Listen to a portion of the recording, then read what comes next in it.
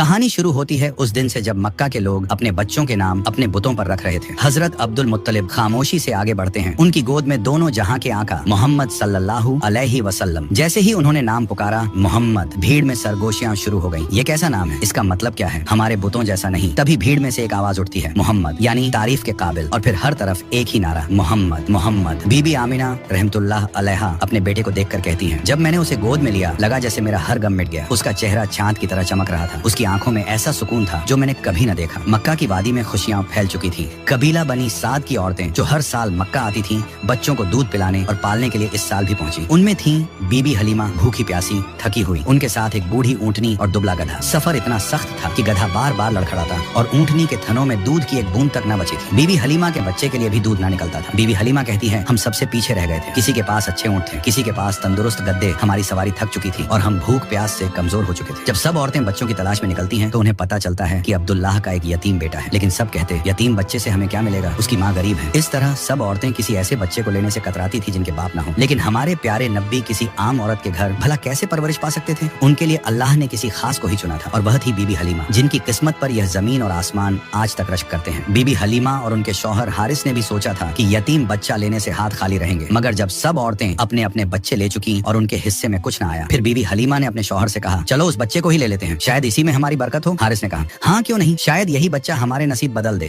जब बीबी हलीमा बीबी आमिना रहमतुल्लाह अलैहा के घर पहुंची तो उन्होंने देखा गोद से नूर फूट रहा था। वो अब्दुल्लाह रजी अल्लाहु अन्हा की निशानी था, जिसकी पेशानी से रोशनी झलकती थी। उसे देखते ही बीबी हलीमा के दिल में बेपनाह मोहब्बत उतर आई। जैसे ही उन्होंने बच्चे को सीने से लगाया, उन्हें महसूस हुआ कि उनके सीने में दूध भर गया है। उनका अपना बच्चा जो रात रात भर रोता था अब चैन की नींद सो गया। हारिस ने जब अपनी कमजोर ऊंटनी को देखा तो हैरान रह गए। अब उसके थनों से भी दूध निकल रहा था। उन्होंने पिया और ताजगी महसूस की। बीबी आमिना रहमतुल्लाह अलैहा ने अपने लाडले को प्यार से बीबी हलीमा की गोद में दे दिया और बीबी हलीमा ने मुस्कुराकर कहा, हारिस, ये बच्चा तो हमारे लिए रहमत बनकर आया है। जब बीबी हलीमा, हारिस और नन्हे मोहम्मद सल्लल्लाहु अलैहि वसल्लम गांव की ओर लौटे तो जो दुबला गधा कभी सबसे पीछे रहता था आज सबसे आगे दौड़ रहा था। बाकी औरतें हैरानी से पूछने लगी, बीबी हलीमा, ये वही गधा है जो रास्ते में ठहर ठहर जाता था? बीबी हलीमा मुस्कुराकर बोली, ये सब उस नन्हे मेहमान की बरकत है। गाँव पहुँचते ही उनके घर की हालत बदल गई। जहाँ कभी सूखा था वहाँ हरियाली उगाई। उनकी बकरियां चरकर लौटती तो पेट भरा होता, जबकि दूसरों की बकरियां खाली पेट वापस आती। लोग पूछते, हलीमा, तुम्हारे घर ये कैसी खुशहाली है? और बीबी हलीमा दिल ही दिल में समझ जाती कि ये सब उसी बच्चे की वजह से है। इस तरह बीबी हलीमा के घर दोनों जहां के आका तशरीफ फरमाते। बीबी हलीमा कहा करती थी, मैं मोहम्मद को अपने बेटे से भी बढ़कर चाहती हूँ। जब वो चूल्हे पर रोटियां सेंकती तो आग की तपिश उन्हें महसूस तक न होती। घंटों प्यारे नबी सल्लल्लाहु अलैहि वसल्लम को गोद में लिए